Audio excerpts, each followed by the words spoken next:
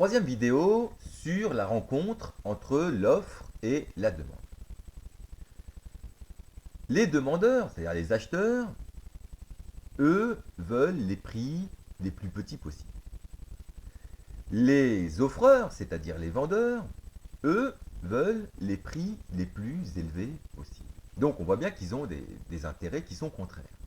Il va bien falloir qu'ils se mettent d'accord. Et le marché, ça va essayer d'organiser tout ça, ça va organiser comme tout ça théoriquement. Alors, d'un côté, on voit bien que plus les prix sont importants, plus l'offre va être importante.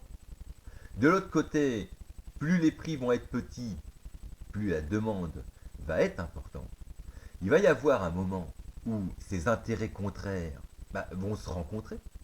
Il va y avoir un moment où on va arriver à un équilibre, c'est-à-dire le prix pour lequel les acheteurs se mettent d'accord avec les vendeurs.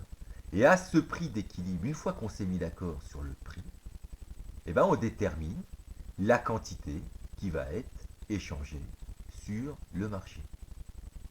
Et normalement, cet équilibre, il est stable. Qu'est-ce que ça veut dire? Ça veut dire que s'il y a un vendeur qui n'est pas content et qui veut vendre à un prix qui est plus élevé que celui qu'on a à l'équilibre, un prix qui serait ici, par exemple, dans ce cas-là, c'est très simple. On n'achète pas ce qu'il veut. C'est-à-dire qu'il vend rien. Il se fait éjecter du marché. En dessous de ce prix d'équilibre, de toute façon, c'est pas rentable de vendre.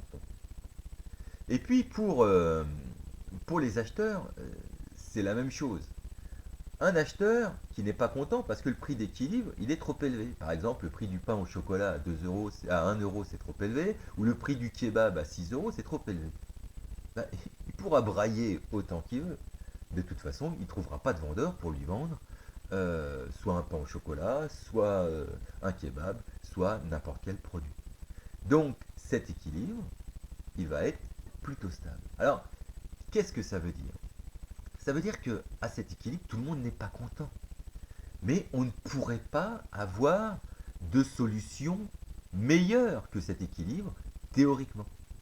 Autrement dit, à cet équilibre, on va maximiser la satisfaction des offreurs, on va maximiser la satisfaction des demandeurs, et on obtient ce qui s'appelle un optimum collectif.